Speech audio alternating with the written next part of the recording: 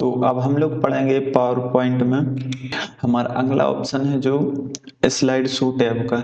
हम देखेंगे कि स्लाइड शो जो टैब होता है उससे हम किस प्रकार से अपनी स्लाइड को शो कर सकते हैं, या फिर जो भी हमें करना है, एनिमेशन थोड़ा और लगाना है और किस तरह से प्रेजेंट करना है, वो सब हम देखेंगे कि माइक्रोसॉफ्ट जो पावर पॉइंट में स्लाइड्स टैब होता है उसमें। तो चलते हैं अपने पावर पॉइंट पर, और यहाँ पर मैंने एक ये स्लाइड बना रखी है जिसमें मैं आपको बताने वाला हूँ इस स्लाइड शो के बारे में। तो सबसे पहले यहाँ पर ऑप्शन है बिगिनिंग का। बिगिनिंग में क्या होता है कि आपकी यदि पावर पॉइंट तैयार हो गई है तो F5 प्रेस करने से वो प्रेजेंटेशन स्टार्ट हो जाती है, या फिर इस ऑप्शन पर क्लिक करने से स्टार्ट हो जाएगी। यहाँ पर क्लिक करेंगे तो इस तरह से हमारी प्रेजेंटेशन स्टार्ट हो जाएगी। मैंने यहाँ पर पावर पॉइंट की स्लाइड में जो एनिमेशन लगा रखा है उससे यह कुछ भी अभी नहीं आ रहा है, सिर्फ इसका बैकग्राउंड मैंने चेंज किया था। अब यदि मैं एरो बटन प्रेस करूंगा, राइट एरो, तो उससे हमारे टेक्स्ट है ना जो एनिमेशन के साथ आते जाएंगे। जैसे ही मैं देख लीजिए प्रेस करते जाऊंगा वैसे ही यहाँ पर ही आते जाएंगे। तो इस तरह से ये मैंने एनिमेशन लगा रखा है, तो ये इस एक स्लाइड के बाद दूसरी स्लाइड आती जाएगी। तो इस तरह से हम प्रेजेंट कर सकते हैं किसकी सहायता से, इस फ्रॉम बिगिनिंग की सहायता से। अब हम लोग देखते हैं इस दूसरे ऑप्शन को। तो यहाँ पर क्या लिखा गया है, फ्रॉम करंट स्लाइड। यहाँ पर जो भी आपने स्लाइड सिलेक्ट की हुई है और फिर इस ऑप्शन पर क्लिक करेंगे तो यहाँ पर जो भी हमारी स्लाइड है वहीं से प्रेजेंट होना शुरू कर देगी। यहाँ पर यदि आप F5 प्रेस करते हैं तो शुरू से प्रेजेंट होगी, और यहाँ पर फ्रॉम करंट स्लाइड पर क्लिक करेंगे तो यहाँ पर ये उसी स्लाइड से शुरू होगी जिस स्लाइड पर हमने क्लिक किया था। जैसे हमने क्लिक किया था इस चौथी स्लाइड पर, तो यहाँ पर इस पर भी क्लिक कर सकते हैं और शिफ्ट प्लस F5 भी प्रेस कर सकते हैं। तो हमारी जो करंट स्लाइड सिलेक्ट थी वहीं से प्रेजेंटेशन स्टार्ट होगी। अब जैसे मैंने देखी इस स्लाइड पर क्लिक किया था तो ये इसी स्लाइड से प्रेजेंटेशन स्टार्ट हुई है। तो इस तरह से फ्रॉम करंट स्लाइड वर्क करती है। अब यहाँ पर ये लिखा गया है ना प्रेजेंट ऑनलाइन, तो यानी कि आप अपनी प्रेजेंटेशन को ऑनलाइन प्रेजेंट करना चाहते हैं तो यहाँ पर आप क्लिक करेंगे और यहाँ पर एक ऑप्शन दिखेगा enable remote viewers to download the presentation. यदि आप इस पर क्लिक करते हैं तो जो रिमोट व्यूअर होंगे, जो देखने वाले होंगे इंटरनेट से, वो आपकी प्रेजेंटेशन को डाउनलोड कर पाएंगे। अब यहाँ पर कनेक्ट पर क्लिक कर दीजिए तो यहाँ पर ये दिखाने लगेगा कनेक्टिंग टू सर्विस से कनेक्ट होते ही यहाँ पर ये 100% की प्रोसेस पूरी होगी और यहाँ पर हमें एक लिंक दी जाएगी। सो वो लिंक हमें उनके साथ शेयर करना है जिसे हम प्रेजेंट करना चाहते हैं। तो जैसे ही वो उस लिंक पर क्लिक करेंगे वो सीधे हमारी प्रेजेंटेशन को देख पाएंगे। तो इस तरह से हम अपनी स्लाइड प्रेजेंटेशन को हम ऑनलाइन भी प्रेजेंट कर सकते हैं। अब यहाँ पर हम यदि कस्टम स्लाइड शो देना चाहते हैं तो वो यहाँ पर क्लिक करेंगे और यहाँ पर कस्टम स्लाइड। अब यहाँ पर न्यू पर हमें वो स्लाइड सिलेक्ट करना है जितनी हम स्लाइड प्रेजेंट करना चाहते हैं अपनी प्रेजेंटेशन में। तो यहाँ पर मैं सिर्फ 4 स्लाइड को ही सिलेक्ट करता हूँ और यहाँ पर ऐड पर क्लिक कर देता हूँ। तो यहाँ पर ये 4 ही स्लाइड प्रेजेंट होंगी और मेरा प्रेजेंटेशन वहीं तक होगा और एंड हो जाएगा 4 स्लाइड के बाद। तो यहाँ पर मैं शो पर क्लिक करता हूँ तो यहाँ पर प्रेजेंटेशन ये स्टार्ट हो जाएगी। अब यहाँ पर ये सिर्फ 4 स्लाइड ही प्रेजेंट करने देगा और फिर हमारी प्रेजेंटेशन एंड हो जाएगी सिर्फ 4 स्लाइड तक ही, क्योंकि मैंने कस्टम स्लाइड शो में 4 स्लाइड ऐड की थी। यदि आप फिर से क्लिक करेंगे तो यहाँ पर पिछले वाला दिखाएगा कस्टम शो 1, और यहाँ पर फिर से क्रिएट करना चाहते हैं तो यहाँ पर ये फिर से भी कर सकते हैं। अब इसके बाद हमारे पास है सेटअप स्लाइड शो। इस पर क्लिक करेंगे तो यहाँ पर एक डायलॉग बॉक्स खुल जाएगा। इसमें हमारे पास बहुत सारे ऑप्शन हैं। अब यहाँ पर जो पहला ऑप्शन है यहाँ पर शो टाइप, तो present via speaker full screen, तो हम क्या करेंगे इसी पर क्लिक रहने देंगे, क्योंकि जो ज़्यादातर प्रेजेंटेशन वाले होते हैं वो इसी पर क्लिक करके रखते हैं कि ताकि हमारी फुल स्क्रीन सभी को दिखे, ना कि थोड़ी छोटी स्क्रीन या फिर टास्क बार दिखे या फिर कोई अलग से विंडो दिखे। तो यदि अलग से विंडो दिखाना चाहते हैं तो इंडिविजुअल विंडो पर क्लिक कीजिए तो वो दिखने लगेगी। अब जैसे मैं स्टार्ट करूंगा तो यहाँ पर देख लीजिए, ये यहाँ पर टास्क बार भी दिख रही है, यहाँ पर ऊपर जाती है और यहाँ पर एक विंडो नजर आ रही है। तो इस ऑप्शन में ये होता है, हमें विंडो साथ में नजर आती है इस प्रेजेंटेशन के समय। तो इस ऑप्शन से ये होता है। और यहाँ पर जो browse data kiosk full screen पर करेंगे तो इसमें कुछ ये इस तरह से हमें प्रेजेंट करने देगा।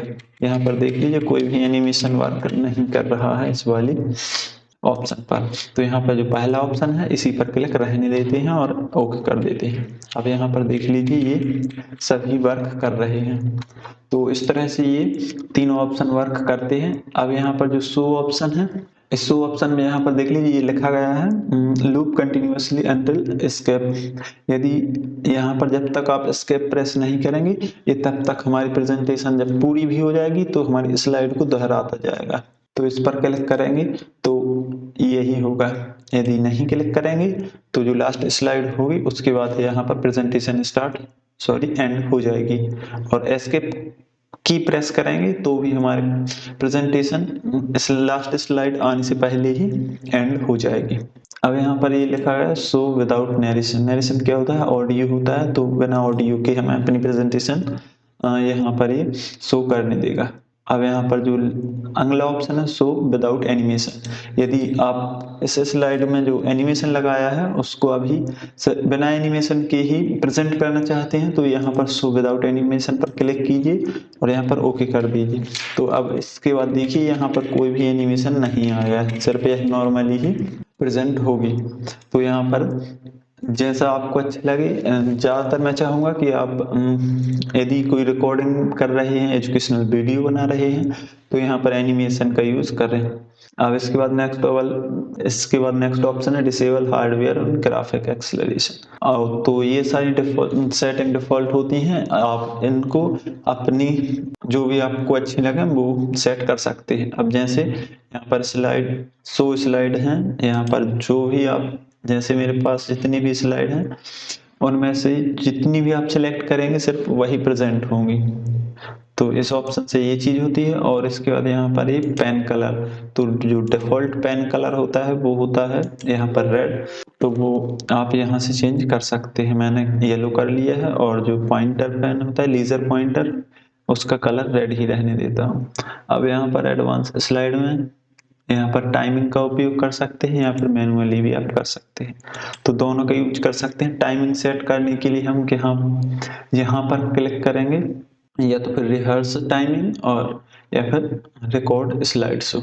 तो यहाँ से ये टाइमिंग ऐड हो जाएगी। अब यहाँ पर जो स्लाइड शो मॉनिटर हैं, यदि आपने अपने कंप्यूटर में एक से अधिक मॉनिटर कनेक्ट कर रखे होंगे तो यहाँ पर आपको अलग से मॉनिटर सेलेक्ट करने का ऑप्शन आ जाता है। तो आप जो मेन स्क्रीन है, प्राइमरी स्क्रीन है, उस पर प्रेजेंट करना चाहते हैं या फिर जो आपने कनेक्ट कर रखी है उस पर प्रेजेंटेशन आप देना चाहते हैं तो यहाँ पर ये स्लाइड शो मॉनिटर वर्क करेगा। इसके बाद ये क्या रिजोल्यूशन, तो रिजोल्यूशन जब मॉनिटर अलग से कनेक्ट होगा तो उसका रिजोल्यूशन आएगा तो वो हम सिलेक्ट कर पाएंगे।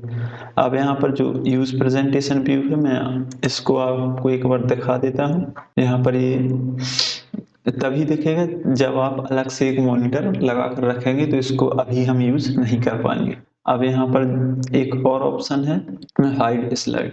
जैसे मैं किसी भी एक स्लाइड को या फिर एक से ज़्यादा स्लाइड को हाइड करना चाहता हूँ तो यहाँ पर हाइड स्लाइड का उपयोग करूँगा। जैसे इस पर मैंने क्लिक किया, इसको हाइड स्लाइड किया तो अब यह मेरी प्रेजेंटेशन से हट जाएगी और यहाँ पर जो 10 पर है वो क्रॉस लग जाएगा, क्योंकि मेरी ये 10वीं स्लाइड यहाँ पर ही हाइड हो चुकी है। यदि आप और कोई भी करना चाहते हैं तो यहाँ पर hide slide, select hide slide, तो ये सभी क्या हो जाएंगे, जो भी आप हाइड करेंगे वो हाइड हो जाएंगे।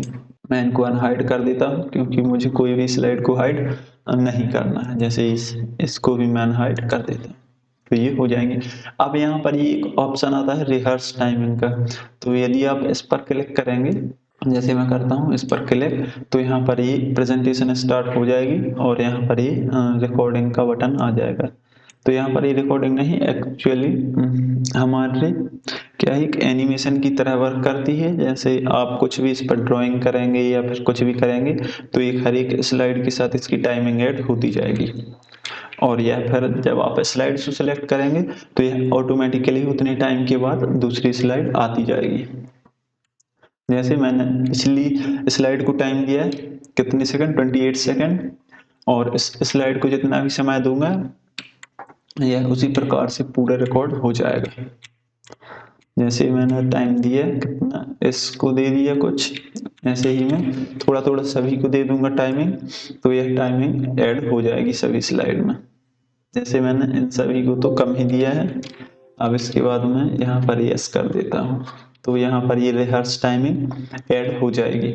अब यहाँ पर जब स्लाइड शो, अब यहाँ पर व्यू में जाकर स्लाइड शॉर्टनर पर करेंगे क्लिक, तो जो भी हमने टाइमिंग दी थी वहाँ पर यहाँ पर ये शो हो जाएगी। यहाँ पर ये देख लीजिए 28 सेकंड, 8 सेकंड, 8 सेकंड, यहाँ पर 1 सेकंड, और इसके बाद हमने बहुत जल्दी ही कर दिया था तो इन पर 0 आया है। तो इस प्रकार से ये एनिमेशन इन सभी स्लाइड पर ऐड हो जाएगा। अब यदि हम इनको प्रेजेंट करेंगे तो यहाँ पर ये 28 सेकंड के बाद अपने आप ही नेक्स्ट स्लाइड आती जाएगी। इस पहली स्लाइड पर हमारे पास कितना 28 सेकंड मैंने लगाए थे, तो 28 सेकंड बाद दूसरी स्लाइड आ जाएगी, और जो जिस स्लाइड पर जो भी टाइम लगाया था उस हिसाब से अगली स्लाइड आती जाएगी। तो देखते हैं आती है कि नहीं।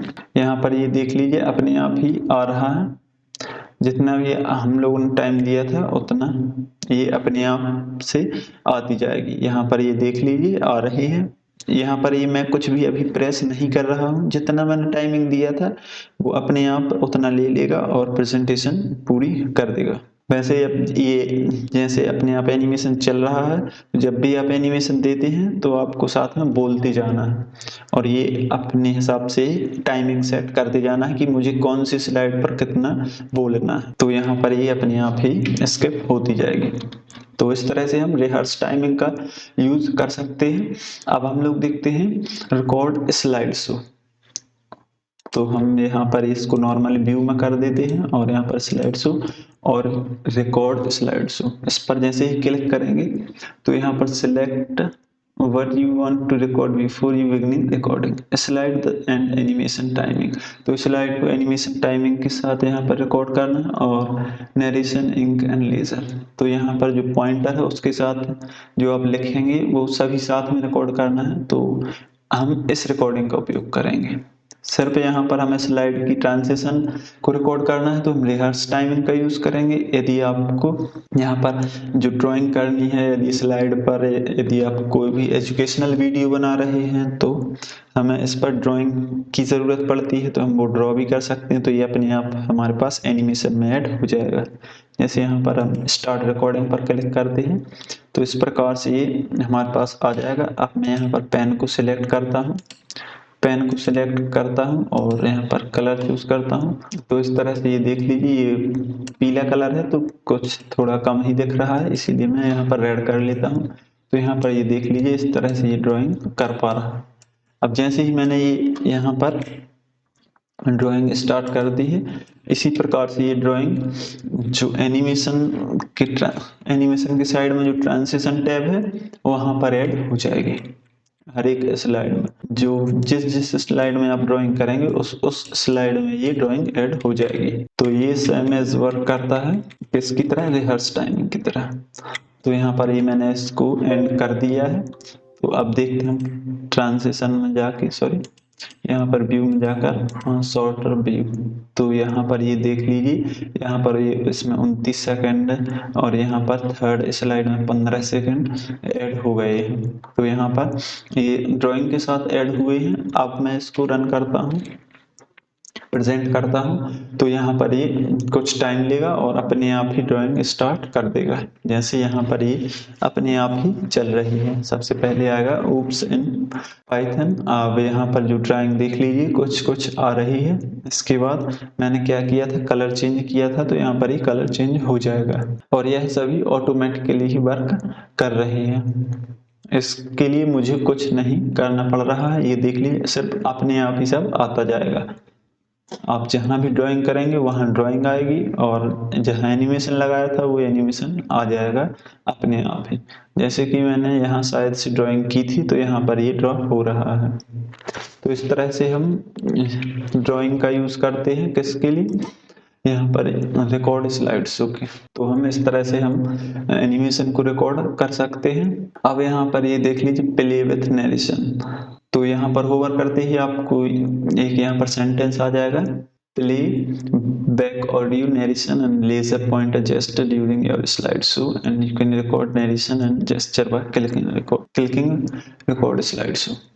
अब यहाँ पर जो टाइमिंग है, जी वाली जो टाइमिंग दी गई है, आप इसके हिसाब से ही प्रेजेंट करना चाहते हैं तो यूज टाइमिंग पर क्लिक कर देंगे। तो यहाँ पर ये सभी टाइमिंग के हिसाब से ही प्रेजेंट होंगी। अब यहाँ पर जो मीडिया कंट्रोल दिया जा रहा है, यहाँ पर एक आपको इस पर क्लिक करेंगे तो यहाँ पर जो मीडिया का कंट्रोल है वो नहीं रहेगा, कंट्रोल नहीं कर सकते हैं। और इस पर क्लिक करेंगे तो हम उस मीडिया को कंट्रोल कर पाएंगे। अब यहाँ पर जो मॉनिटर्स वाला ऑप्शन है, इस पर यदि हम क्लिक करेंगे तो कुछ नहीं होगा, क्योंकि यहाँ पर हमने कोई अलग से मॉनिटर नहीं लगा रखा है। फिर भी मैं आपको ये यूज प्रेजेंटर व्यू दिखा देता हूँ किस प्रकार से आएगा। यहाँ पर F5 प्रेस किया, राइट क्लिक किया, राइट क्लिक पर यहाँ पर हमें बहुत सारे ऑप्शन आ जाएंगे। यहाँ पर सबसे नीचे जाना है, 3 डॉट पर क्लिक करना है और यहाँ पर शो प्रेजेंटर व्यू पर क्लिक कर देना है। तो यहाँ पर ये जो बड़ी वाली विंडो है ये दिखाई जाएगी किसके लिए, जिसको आप प्रेजेंट कर रही है, और यहाँ पर ये सारे कंट्रोल सिर्फ हमें दिखेंगे। तो इस तरह से हम इस प्रेजेंटर व्यू का उपयोग कर सकते हैं। यहाँ पर आप कंट्रोल भी यहाँ पर कर पाएंगे।